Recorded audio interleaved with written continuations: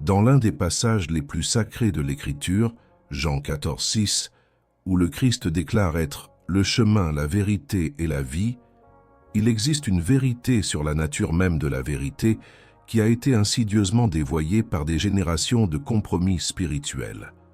L'héritage robuste de la Réforme et des Puritains nous révèle une réalité dérangeante.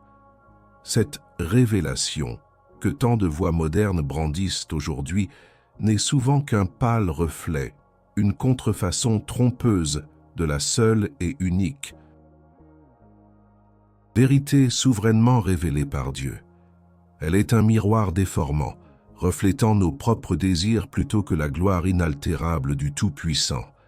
Mais comment l'âme peut-elle distinguer la voix du berger des murmures séducteurs du monde et des échos de l'auto-illusion?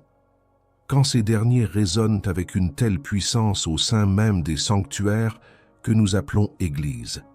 C'est la question que nous devons affronter, non pas avec légèreté, mais avec la solennité de ceux qui cherchent l'Éternel. Beaucoup d'entre vous, j'en suis certain, avaient ressenti cette dissonance profonde, ce malaise insidieux qui ronge l'âme quand les discours spirituels contemporains sonnent creux, quand les révélations se succèdent sans jamais s'ancrer dans une réalité immuable. Cette frustration que vous éprouvez n'est pas le fruit d'un esprit cynique ou d'un cœur endurci. Elle est, au contraire, le symptôme d'une faim légitime, d'une soif ardente pour l'authentique et le substantiel, d'un appel profond à la vérité qui transcende l'éphémère. Votre âme, créée pour l'Éternel, rejette instinctivement les miettes de la superficialité religieuse. Vous observez l'Église moderne, souvent obsédée par la recherche de nouvelles lumières ou d'expériences fraîches, et vous vous demandez si cette course effrénée à l'innovation n'est pas en réalité une déviation de la voie étroite et éprouvée. Vous avez peut-être été témoin de personnes se réclamant de révélations divines qui, au fil du temps, se sont avérées incohérentes avec l'Écriture, voire destructrices. Cette douleur de l'ignorance biblique, cette fragilité doctrinale qui laisse tant de croyants vulnérables au vent de toute doctrine, est une épreuve silencieuse et solitaire, un fardeau lourd que beaucoup portent en secret. La quête de certitude dans un monde spirituel si volatile est un chemin ardu, mais il est la marque d'un cœur sincère. L'évangile du confort, avec ses promesses de bénédiction personnelle et de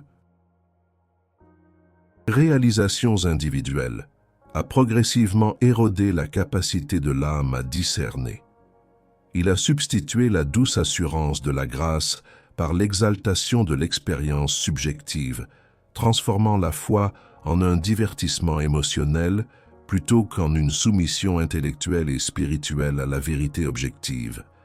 La dépravation humaine, notre penchant inhérent à l'autotromperie et à l'idolâtrie du cœur, nous pousse naturellement vers des vérités qui flattent notre ego et nourrissent nos désirs charnels, plutôt que vers la vérité qui confronte et crucifie le moi. Charles Spurgeon, le prince des prédicateurs, ne cessait d'avertir contre ce danger, rappelant que la parole de Dieu est un marteau qui brise les rochers de notre orgueil, et non un oreiller pour nos illusions. Il savait que sans un fondement inébranlable dans l'Écriture, toute révélation est suspecte, tout trésor spirituel est éphémère. Le grand danger de notre époque n'est pas tant le rejet pur et simple de Dieu, mais plutôt l'acceptation d'un Dieu redéfini, d'une vérité malléable, d'une foi sans substance taillée à la mesure de nos préférences. C'est là que l'ennemi commun de notre âme, la superficialité théologique, le christianisme culturel dénué de la puissance du Saint-Esprit, trouve son terrain le plus fertile. Cette superficialité nous prive du trésor du chrétien, la communion profonde avec Dieu, fondée sur une connaissance rigoureuse de sa parole. Elle nous laisse épuisés, frustrés par une foi basés sur la performance ou sur des expériences fugaces, nous désillusionnant face à des leaders et des doctrines qui s'éloignent de la rectitude biblique. Votre combat pour la profondeur, votre soif d'une foi résiliente et d'une sainteté pratique est une bataille juste et nécessaire. Mais cette soif peut-elle être apaisée par de simples sermons motivants ou des récits édifiants qui ne font qu'effleurer la surface de la vérité? Ou bien est-ce une question plus profonde, une quête de la véritable substance divine qui seule peut nourrir une âme affamée d'éternel? Pensez-y et osez commenter par un seul mot: profondeur. Si vous avez déjà ressenti cette faim, cette aspiration à quelque chose de plus que les miettes que l'on vous offre, votre silence sera la marque de votre résignation, votre parole, un cri dans le désert. Le problème que nous abordons n'est pas nouveau, bien que ces manifestations se soient adaptées aux époques. La quête de révélation personnelle est subjective, souvent au détriment de la vérité objective et révélée de Dieu dans l'Écriture, est un symptôme d'une maladie spirituelle plus profonde, l'idolâtrie du cœur et la souveraineté de soi.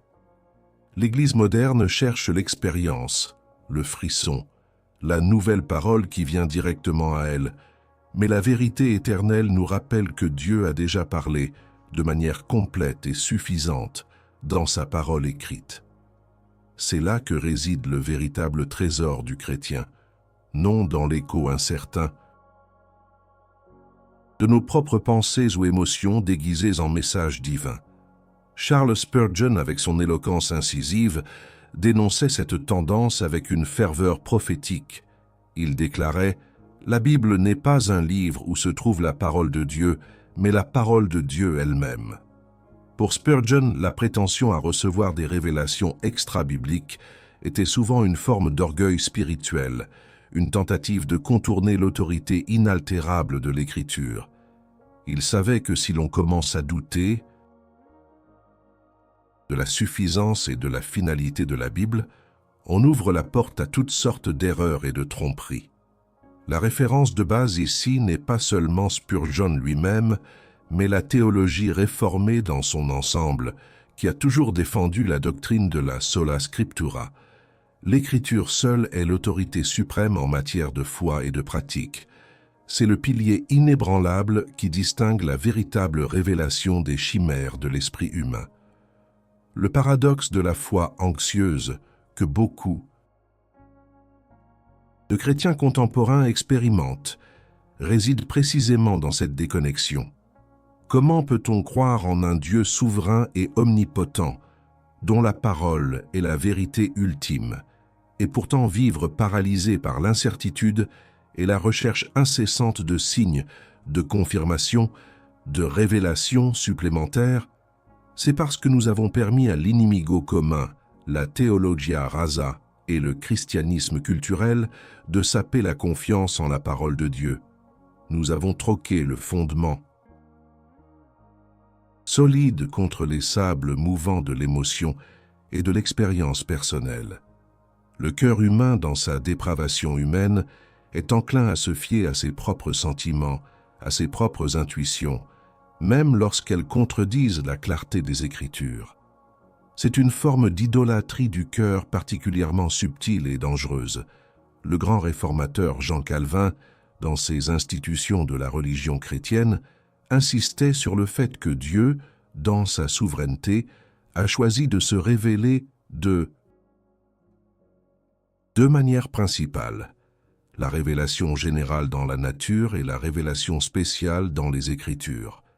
Toute nouvelle révélation qui ne s'aligne pas parfaitement avec cette révélation spéciale est au mieux suspecte et au pire une dangereuse tromperie. A.W. Tozer, un autre géant de la foi, observait que ce que nous pensons de Dieu est la chose la plus importante à propos de nous.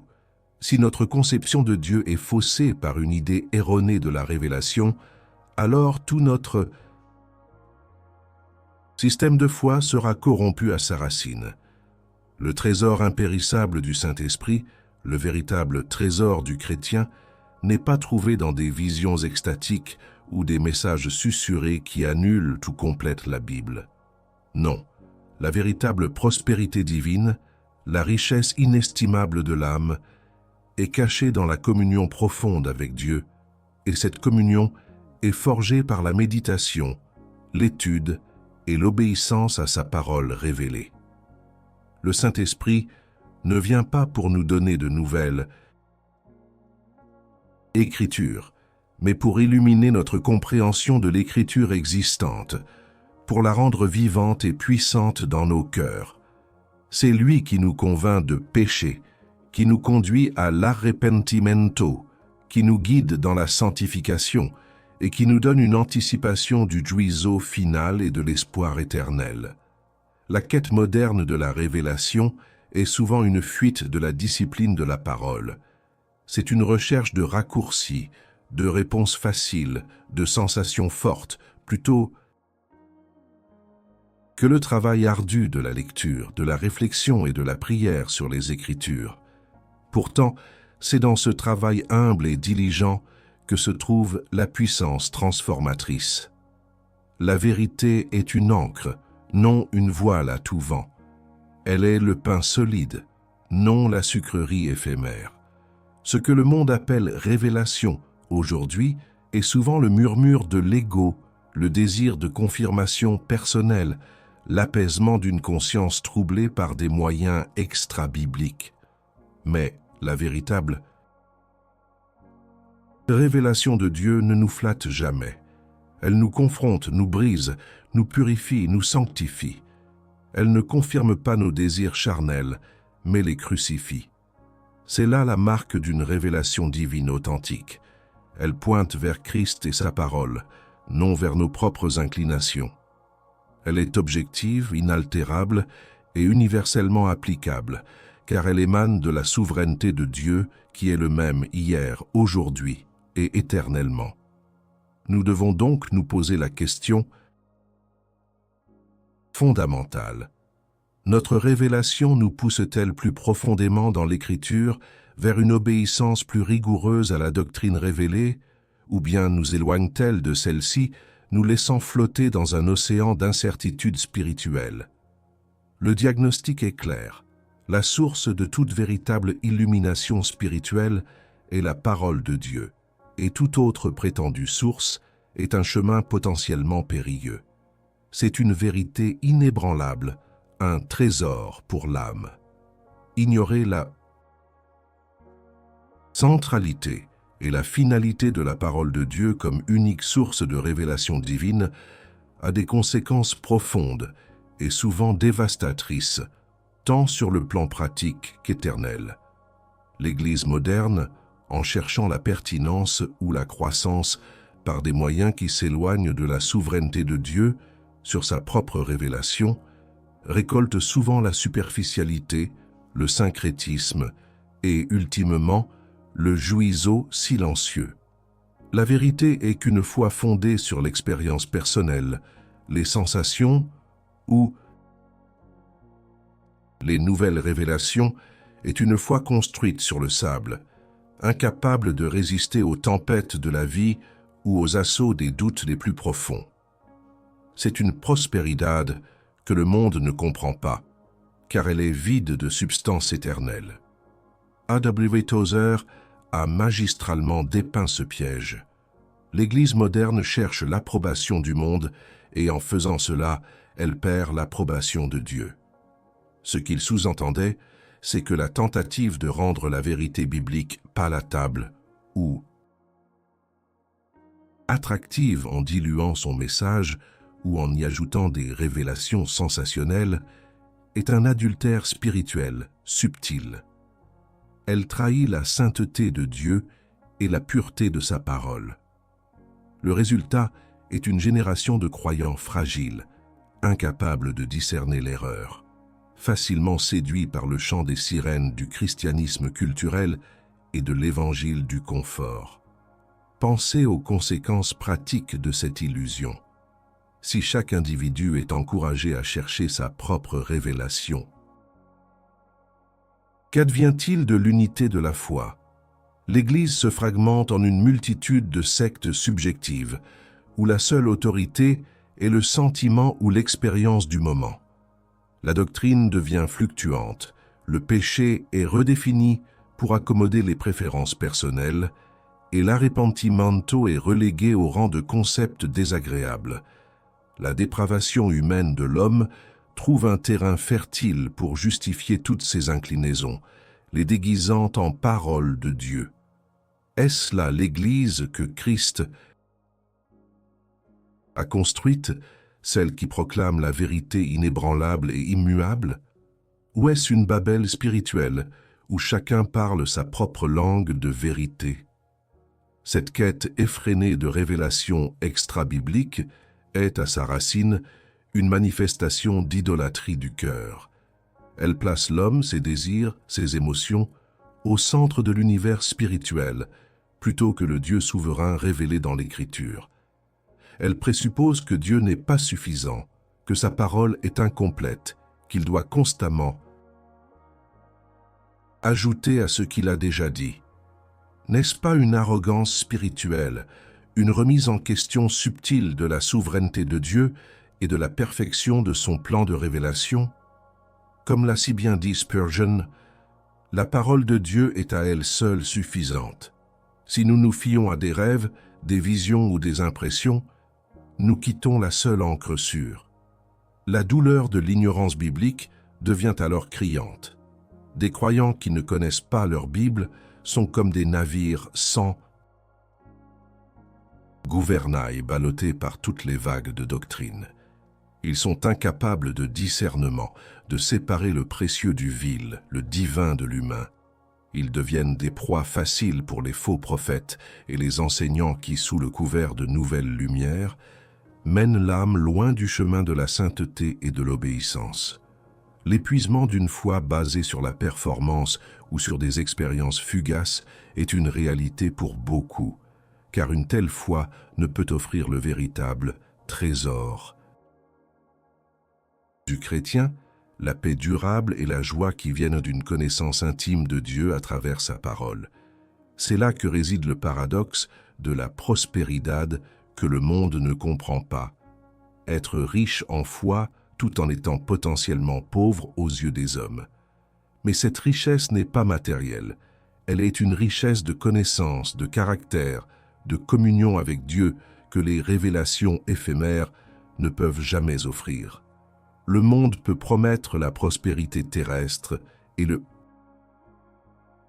succès par des principes spirituels détachés de la doctrine. Mais la vérité éternelle nous offre une richesse bien plus grande, la possession de Christ lui-même et de sa parole, qui est plus précieuse que l'or pur. Les conséquences du mépris de la parole sont éternelles.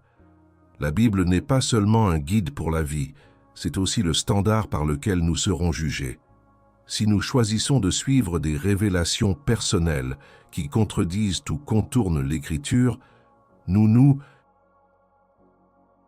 plaçons sur un terrain dangereux, risquant d'entendre au jour du juizo ces paroles terribles. « Je ne vous ai jamais connu ». L'enjeu n'est pas seulement notre confort terrestre, mais notre destin éternel. Chers amis, regardez votre propre cœur. N'avez-vous jamais été séduit par l'attrait de quelque chose de nouveau, de plus profond que la simple lecture de la Bible? N'avez-vous jamais ressenti la tentation de chercher des signes, des voix, des confirmations au-delà de ce qui est clairement écrit? Soyez honnête avec vous-même. Commentez maintenant avec le mot « confession » si vous admettez avoir, à un moment ou un autre, succombé à cette tentation de l'illusion spirituelle. C'est le premier pas vers le véritable arrepentimento. Face à la prolifération des illusions spirituelles et à la dérive de la foi moderne vers une subjectivité dangereuse, la solution n'est jamais une astuce facile ou un nouveau programme. La seule réponse véritable est un retour radical à l'autel de la parole de Dieu, un engagement inébranlable envers l'Écriture comme unique et suffisante révélation divine. C'est un appel à l'arrepentimento profond, une soumission totale à la souveraineté de Dieu manifestée dans sa parole, une renonciation à l'idolâtrie du moi et de ses révélations autogénérées. Ce chemin n'est pas celui du confort, mais celui de la sanctification, un processus exigeant qui forge la véritable trésor de l'âme. Charles Spurgeon, avec l'autorité d'un prophète, ne ménageait pas ses auditeurs. Que la Bible soit ton livre, le Christ ton salut, le ciel ta maison et le peuple de Dieu ton peuple. Il insistait sur le fait que la Bible doit être la boussole, la carte et le guide infaillible de toute foi et de toute pratique. Pour lui, la révélation du véritable trésor ne résidait pas dans la recherche de quelque chose d'extérieur à l'Écriture, mais dans la découverte de la richesse inépuisable contenue dans ces pages. Il a découvert que la richesse de l'âme surpassait infiniment la libération financière ou les gratifications terrestres. Sa prédication était ancrée dans la conviction que la parole de Dieu, lue, méditée et obéie, était le seul chemin vers une foi robuste et une vie abondante. Le chemin vers une foi authentique et une véritable sanctification exige de nous une posture d'humilité et de dépendance. Nous devons nous détourner de la dépravation humaine qui nous pousse à nous fier à nos propres lumières et nous prosterner devant la lumière infaillible de la parole. Cela signifie renoncer à la quête incessante de signes et de merveilles qui flattent nos sens pour embrasser la vérité sobre et souvent exigeante de l'Écriture. La solution n'est pas de chercher plus de révélations, mais d'approfondir notre compréhension et notre obéissance à la révélation que nous avons déjà reçue, celle qui est éternelle et immuable. La doctrine comparée, qui explore la souveraineté de Dieu, la nature du péché, ou la croix à travers les perspectives de multiples géants de la foi, nous montre que, malgré leurs contextes différents, ils ont toujours convergé vers l'autorité suprême de la parole. Calvin, Luther, Spurgeon, Tozer, tous ont pointé vers les Écritures comme le terrain sacré où Dieu parle et où l'homme doit écouter. Ils ont compris que le Saint-Esprit n'ajoute pas à la parole, mais qu'il l'illumine, la rendant vivante et active dans le cœur du croyant. C'est là que se trouve le trésor du chrétien, non dans l'inconnu mais dans le connu, la vérité révélée. Le tesoro imperecível du Espíritu Santo n'est pas dans la promesse de bénédiction matérielle ou de succès facile, mais dans la transformation intérieure, la conformation à l'image du Christ par l'Esprit et la parole. La vraie prospérité divine est une prospérité de l'âme, une richesse de caractère, une paix qui surpasse toute intelligence et une joie inébranlable au milieu des épreuves. C'est le paradoxe de la prosperidad que le monde ne comprend pas. Être riche en foi tout en étant potentiellement démuni aux yeux des hommes, mais possédant la seule richesse qui compte réellement pour l'éternité. Cet appel à l'autel exige une renonciation active à tout ce qui rivalise avec l'autorité de la parole.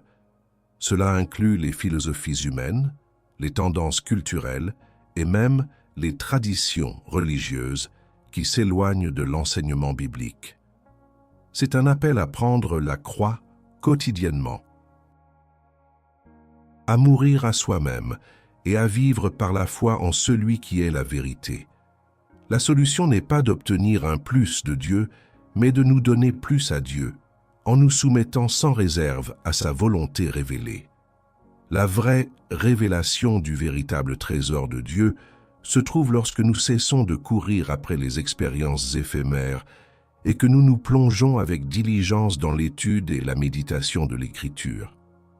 C'est là que le Saint-Esprit ouvre nos yeux à des vérités qui sont plus profondes, plus riches et plus transformatrices que n'importe quelle nouvelle parole que nous pourrions espérer entendre. C'est là que notre foi devient résiliente, ancrée dans la réalité objective de Dieu et de son plan. Cet appel n'est pas une simple décision, mais un mode de vie. C'est un engagement constant à tester toute révélation ou toute doctrine à l'aune de la parole de Dieu, avec une prière fervente et l'aide du Saint-Esprit. C'est un chemin de discernement rigoureux, de repentir continu pour nos manquements et de sanctification progressive. C'est la seule voie vers la certitude spirituelle, la seule forteresse contre la tromperie, la seule source du véritable trésor pour l'âme. C'est un chemin étroit, mais c'est le seul qui mène à la vie éternelle et à la gloire de Dieu. Nous avons parcouru ensemble un chemin de discernement, exposant la dangereuse superficialité des révélations subjectives et réaffirmant l'autorité suprême de la parole de Dieu. La vérité éternelle n'est pas une opinion fluctuante, ni une expérience éphémère. Elle est ancrée dans la souveraineté de Dieu et révélée de manière inaltérable dans les Saintes Écritures. Comme l'a si puissamment déclaré Charles Spurgeon, la Bible est la banque de Dieu et la foi est la clé. Le paradis est plein de ce trésor, et tous les chagrins sur la terre seront compensés si vous le possédez. Ce trésor n'est pas une nouvelle parole que Dieu murmure à quelques élus, mais la richesse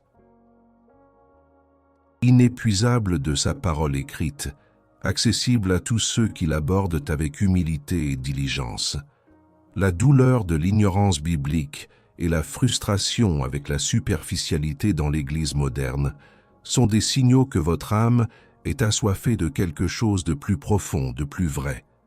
Cette soif est légitime et doit être satisfaite à la seule source qui ne tarit jamais, la parole de Dieu. L'ennemi commun, cette théologia rasa qui préfère le divertissement à l'enseignement, l'émotion à la doctrine et la révélation personnelle à la parole objective, doit être combattu avec la seule arme efficace, la vérité. Le thésauro du chrétien n'est pas une chimère, mais une réalité palpable pour ceux qui s'engagent à sonder les profondeurs de l'Écriture. C'est là que réside la véritable prosperidad divina, une richesse qui transcende toutes les possessions terrestres. Le parcours de la sanctification exige que nous soyons constamment enracinés dans cette vérité. Ce n'est pas en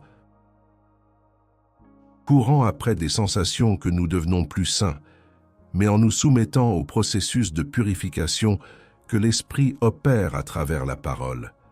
L'arrepentimento n'est pas un acte isolé, mais une posture de vie qui reconnaît notre dépravation humaine et nous pousse sans cesse vers la source de toute grâce. Chaque révélation du véritable trésor de Dieu qui nous est donné par l'Esprit Saint à travers l'Écriture nous rapproche de lui et nous prépare au grand juiseau qui attend toute l'humanité. Nous devons donc nous éloigner de l'idolâtrie du cœur qui élève nos sentiments et nos expériences au-dessus de la parole souveraine de Dieu.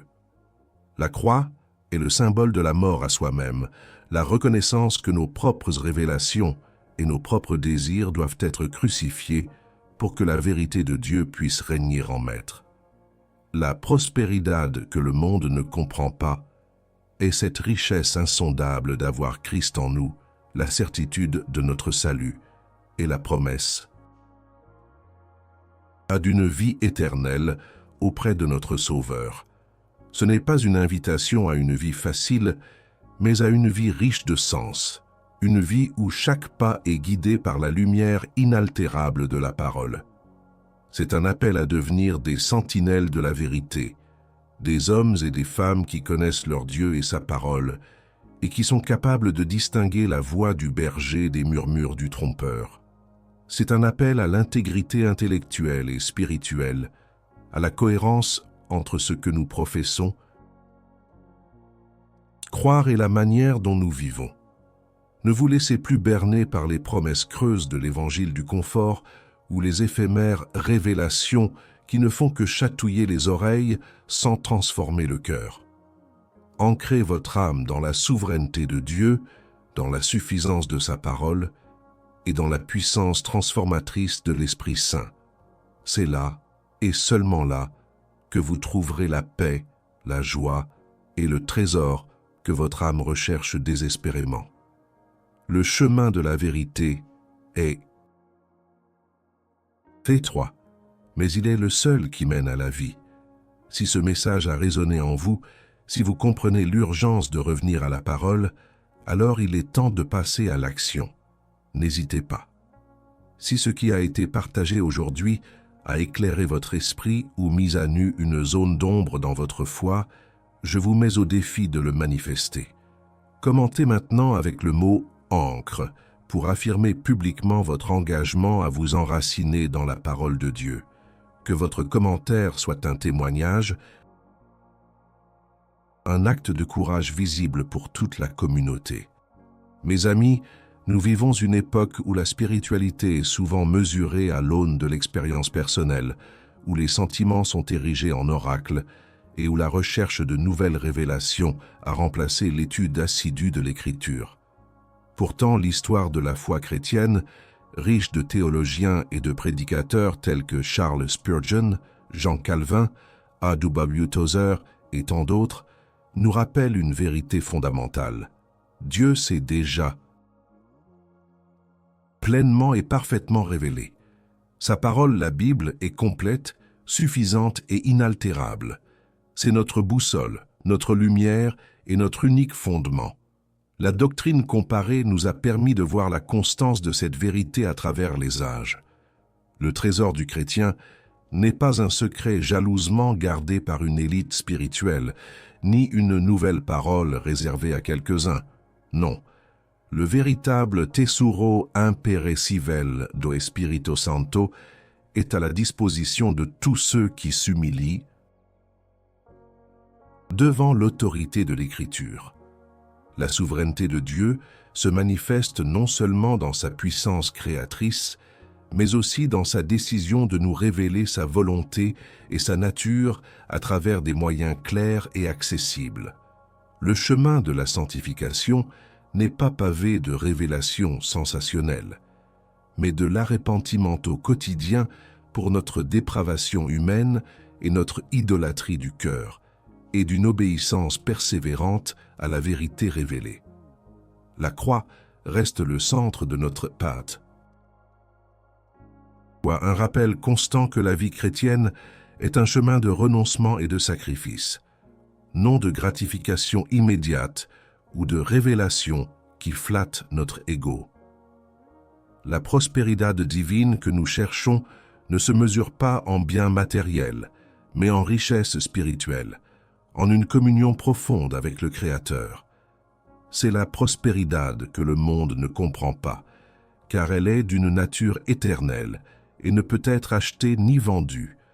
Cette richesse est ancrée dans la connaissance de Christ et dans l'application de sa parole à nos vies.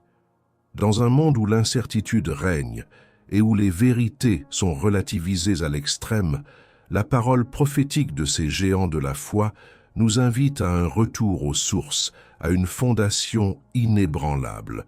Elle nous exhorte à ne pas nous laisser emporter par les vagues de la nouveauté, mais à demeurer fermement ancrés dans la vérité éternelle. C'est un appel à la maturité spirituelle, au discernement et à une foi qui est non seulement sentie, mais aussi pensée et vécue avec conviction. Que votre quête de profondeur ne soit jamais vaine, que votre âme trouve son repos et sa force non pas dans l'éphémère, mais dans l'éternel. Que votre foi soit une ancre dans la tempête, un phare dans l'obscurité, car elle est bâtie sur le roc de la parole de Dieu. C'est par ce chemin que nous honorons Dieu, que nous témoignons de sa sainteté et que nous nous préparons pour le juizo final avec l'assurance de sa grâce. Si ce message a remué votre âme, si la vérité a percé le voile de la superficialité qui vous entourait, alors votre silence n'est plus une option. L'heure n'est plus à l'hésitation. La souveraineté de Dieu et la puissance de sa parole exigent une réponse, non pas une simple écoute passive, mais un engagement profond et visible. Ne laissez pas cette vérité vous traverser sans laisser de traces. Je vous exhorte, non pas en mon propre nom, mais au nom de la vérité éternelle que nous avons explorée aujourd'hui. Si vous croyez en la puissance de la parole de Dieu pour transformer les vies, et si vous aspirez à cette profondeur que l'Église moderne a si souvent délaissée, alors joignez votre voix à la nôtre. Premièrement, si vous n'êtes pas encore abonné à cette chaîne, c'est le moment d'agir. Ne soyez pas un simple spectateur, mais un participant actif à cette quête de la saine doctrine. En vous abonnant, vous ne rejoignez pas une tendance, mais une communauté de sentinelles qui, comme vous, cherchent à s'ancrer dans la parole inébranlable de Dieu. C'est un acte de courage, un engagement public en faveur de la vérité. Cliquez sur le bouton « S'abonner » et activez la cloche des notifications pour ne manquer aucune de ces expéditions dans les profondeurs de la foi. Ensuite, je veux que vous partagiez votre propre histoire. Qu'avez-vous appris de cette discussion? Comment la recherche de révélations personnelles a-t-elle influencé votre parcours de foi? Quelle douleur de la superficialité avez-vous ressenti? Et comment ce message a-t-il pu l'apaiser ou la valider? Votre témoignage n'est pas seulement un commentaire, c'est une pierre ajoutée à l'édifice de notre communauté, un encouragement pour ceux qui luttent en silence. Écrivez votre pensée, votre prise de conscience, votre arrepentimento ou votre résolution dans les commentaires ci-dessous. Faites-le maintenant. Enfin, et c'est un défi direct à votre foi et à votre courage, si ce message a eu un impact réel, si vous vous sentez appelé à une sanctification plus profonde et à une dépendance totale à la parole, alors likez cette vidéo. Ce n'est pas un simple clic, c'est un acte de bravoure, une affirmation publique de votre adhésion à la vérité. Chaque « j'aime » est une voix qui s'élève contre la théologia rasa et l'évangile du confort. N'ayez pas peur de vous positionner. Laissez votre like être un témoignage silencieux, mais puissant, de votre désir de chercher le trésor du chrétien là où il se trouve vraiment, dans la souveraineté de Dieu et sa parole éternelle. Prouvez que vous êtes de ceux qui osent défendre la vérité. Votre engagement fait la différence,